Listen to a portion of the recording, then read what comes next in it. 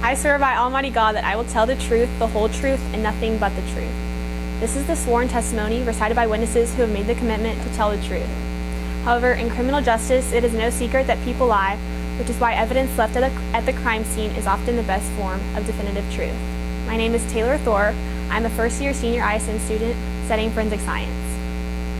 So my first interview was with Mr. Salico. He's the forensic latent fingerprint examiner for the Dallas Police Department. To become a certified latent fingerprint examiner, you have to pass the written and practice portion of the IAI certification exam, and IAI stands for International Association of Identification. This is an 8-hour-long exam, and out of those 8 hours, 6 are spent matching or excluding the fingerprints, and with just one wrong identification, you have to start over. So being a latent fingerprint examiner definitely requires a lot of patience and attention to detail. Mr. Salico also noted how you almost have to have an obsessive compulsion disorder to excel at this job, since there's so much specific detail in the fingerprints.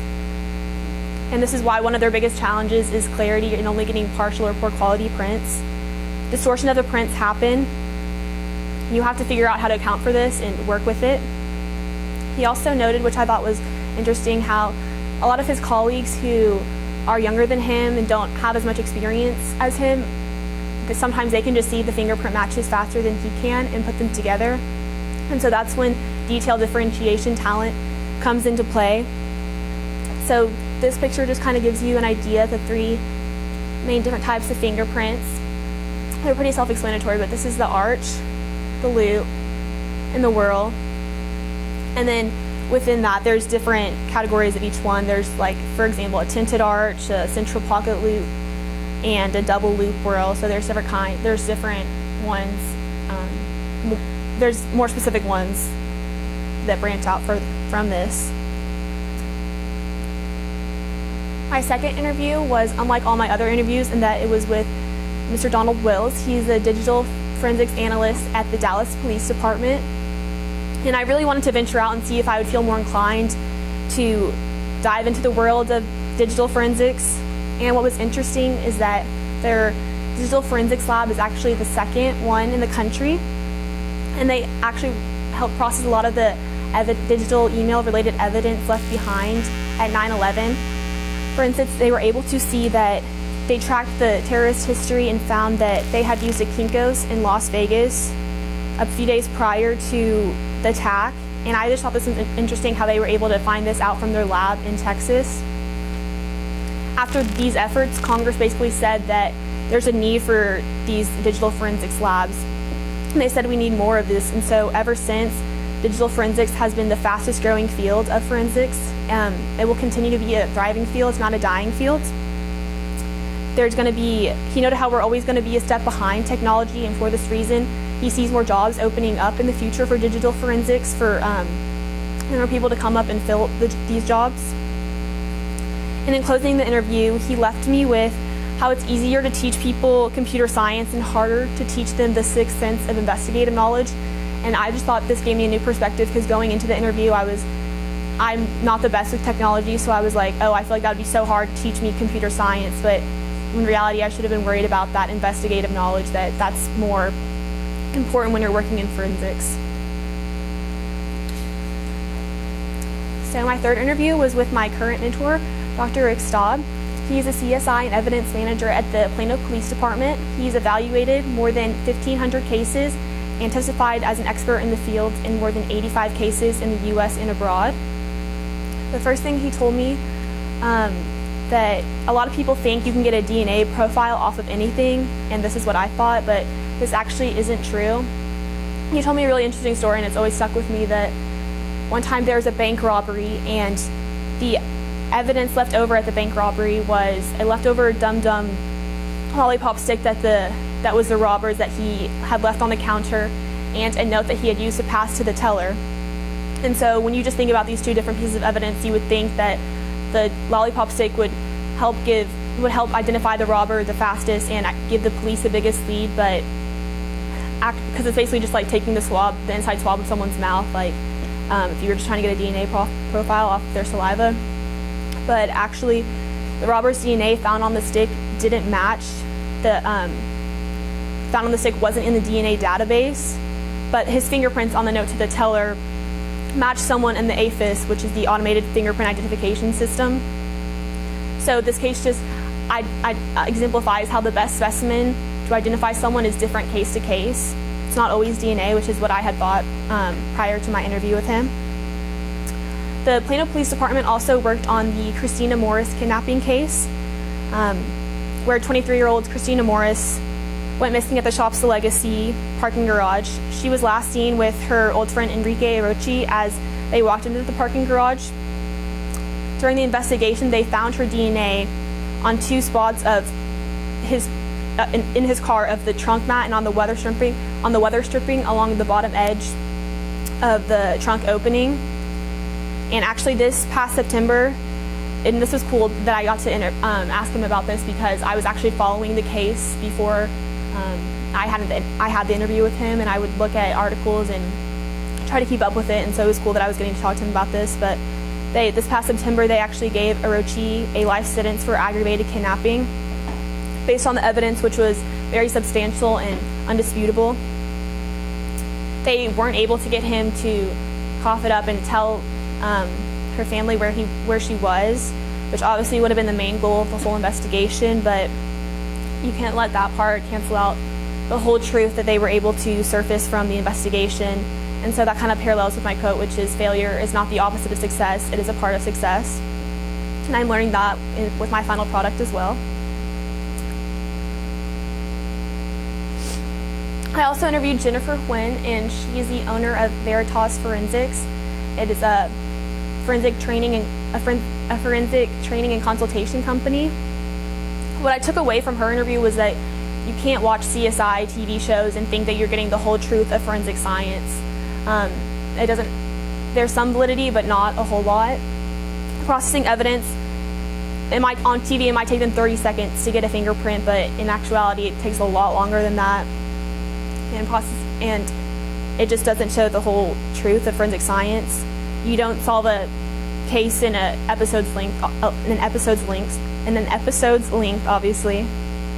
And she also stressed how working in forensics can be an emotionally taxing job. The things you're gonna see, smell, touch, nothing can prepare you for it, and it can definitely take a toll on you. She also recalled going to Miami for a death investigation when she was a senior studying psychology at Baylor, and she described it, seeing all the dead bodies at the body farm in Miami, as baptism by fire. And I thought that was really interesting, how just the way she described that, and I think that this is a industry where it definitely can be baptism by fire for sure. And all in all, this interview really helped me to see the more psychological aspect that can accompany working in forensics, and how you have to be able to compartmentalize the things that bother you and not let it interfere with your performance. My 5th interview was with Tamika Robinson at the Frisco Police Department just across the street. And her father was actually a victim of homicide. That's how she got interested in it. So it was just interesting to see how people's motivators for getting into forensics can be different. And she reiterated how it definitely takes a special kind of person wanting to deal with mangled bodies and getting called in at 3 a.m. because, I say 3 a.m. because, criminals don't really care about your schedule, what you're doing at the time they commit a crime, so the hours can waver for sure. And she also stressed the importance of giving facts when you're testifying in court. It's not your job to give your interpretation of what you think happened, your opinion of what happened. You have to stick to the facts and just be unbiased. It's also very important, I've learned this I think this is just universal. Whatever you post on social media, it has to be clean, and you cannot let anything that could jeopardize how credible you sound. You can't post anything like that. If someone can discredit you, then they can discredit your testimony. So it's just overall in general, it's important to have a good moral compass and be ethical in every aspect of what you do, for sure, especially when you're on court and you're testifying. So,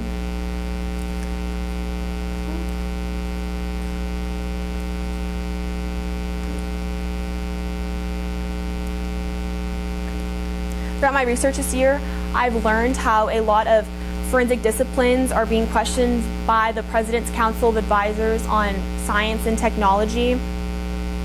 And I just thought it was cool because, this is something I'm researching currently, and this is currently being questioned. So it was interesting to hear and read these articles because of the flawed feature comparisons that have led to miscarriages of justice.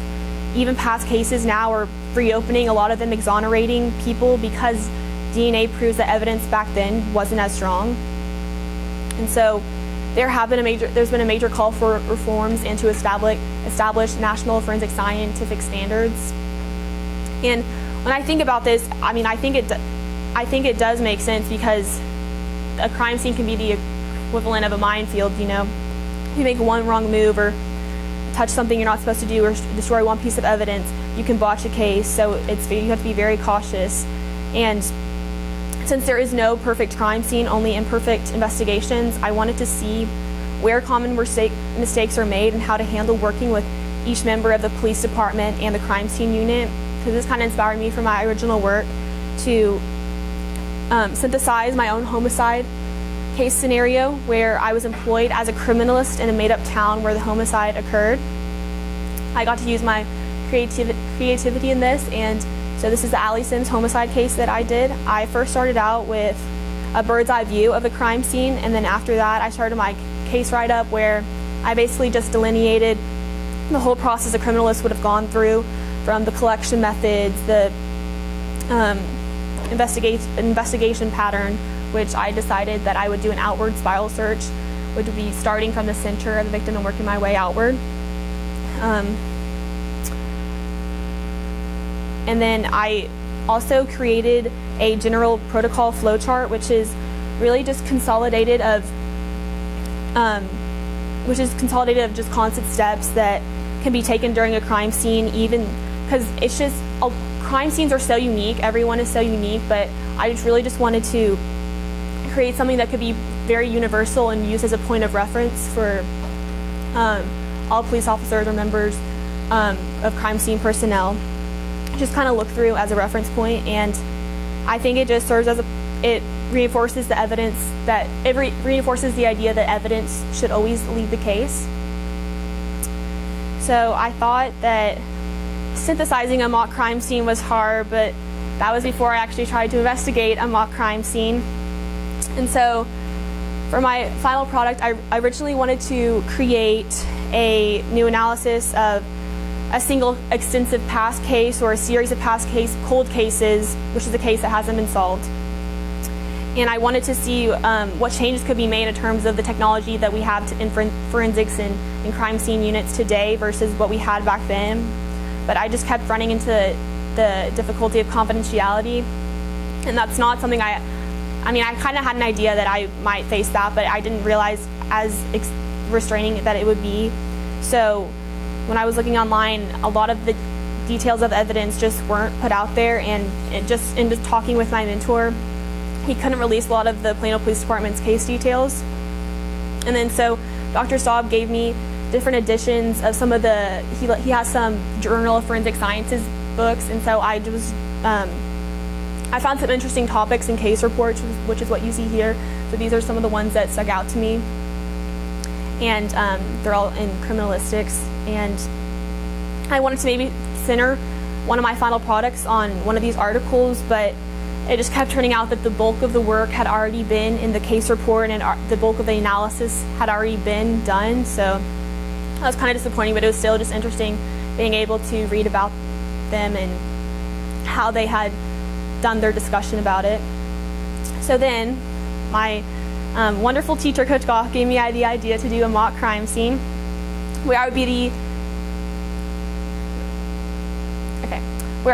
the criminalist who investigate the scene, collect the evidence, and then develop a hypothesis describing basically what I believed happened at the crime scene. And so basically an extension of my original work. However, in this case, I wouldn't know what would be deemed as evidence and what would be important and what wouldn't be. And it would be more realistic because in reality, criminalists, they don't know what will be evidence. They don't know all the details that I knew when I was creating my original work. So I thought it was just a more realistic simulation of what it's like to be a criminalist. So I started with my initial walkthrough, making note of my surroundings and any potential evidence, and then I searched the crime scene following the chain of custody, which is exemplified right here. So that would be identifying the evidence, collecting the evidence, preserving it, documenting it, and then later on you go and you process it and you do your analysis of it and how you put all the pieces together and find out how it connects to the victim and the homicide. And so when I was doing the mock crime scene, it was a lot harder than I had anticipated, just because, like I said before, it's really like a crime scene. There's so much blood and so much evidence that you have to know, okay, do I want to touch this, or do I need to document it or identify it first? So you second guess yourself and you think, well, would this be evidence? Well, even if it's not evidence, you still need to treat it as it would be evidence. And so then I basically just went through and put different markers on it, and then I would have my identification label and I would stick it on the bag of evidence and put it in there. I ran into some difficulty lifting fingerprints. Like, this is supposed to be fingerprint, but it was harder than I thought, and it definitely requires a lot of practice, of which I don't have, but it was still just a good learning experience, figuring out and experimenting with it and trying to lift the latent fingerprint. And I can definitely tell how you have to be very detail oriented and just see those differences and be able to notice that. Also, I realized when I was interviewing my witnesses that I should have asked them where they were at the scene of the crime when it happened, and I should have gotten a better idea of their alibis and how it relates to the context of the whole crime scene. And so it was also really hard to remain. I try to remain as professional as possible, but it's hard when you know the victim, and it was just hard.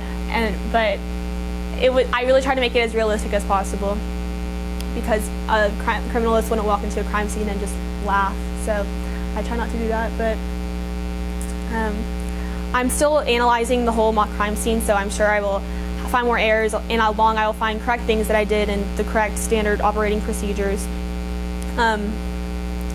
But my working hypothesis right now is that I believe that Dakota Reynolds and Andy Wheeler had a motive to kill Kylie Spartan because of her inheritance, and they were also having a wedding. And when I asked the questions of describe Dakota to me, it came up several times that she was competitive, and I also know that she didn't have as close of a relationship to Derek Reynolds like Kylie did, and I know they were trying to work extra and make money, and money was tight, so that's what I believe, that they were involved in the killing of Kylie Spartan. I also found evidence of short dark hair, which could have been a male, such as Andy Wheeler, and a baseball cap that could have most likely belonged to a male as well. So that's my working hypothesis right now, and there's still more details, and I'm still working on the whole incident report and still drawing my sketch, but that's what I have at this point. And so my plans for the future,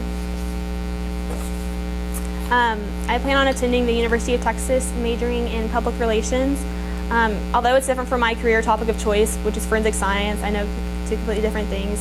I really don't think it discounts any of the progress that I've made in ISM. I still have acquired such a good foundation of forensics that I really don't think any other program would have allowed me to. It's definitely helped my critical thinking skills, investigative knowledge for sure. I don't think many people can say that their teachers helped them create a mock crime scene, so that's just something cool that is unique. And although they don't plan on continuing down the forensic track, I can definitely say that I gained so much from ISM, and it was definitely an experience that introduced me to professionalism, deadlines, time management, communication, organization, all of the above, much more. And I would like to thank not only Dr. Staub for his willingness to be my mentor and gain forensic knowledge from him, but also Coach Goff for being supportive and playing such a huge role in my final product, and I truly could not have done it without her. I'd also like to thank Miss Willingham for her contribution of her crime scene kit and helping in the way she could. I'd also like to thank Eden Bohannon, Maddie Hebert, Avery DeLaw, and everyone who helped volunteer to be witnesses, and Coach Goff's neighbor, Donna, and Lily. So many people. It really took a village, and so I just want to say thank you. So yeah, thank you. I'm going to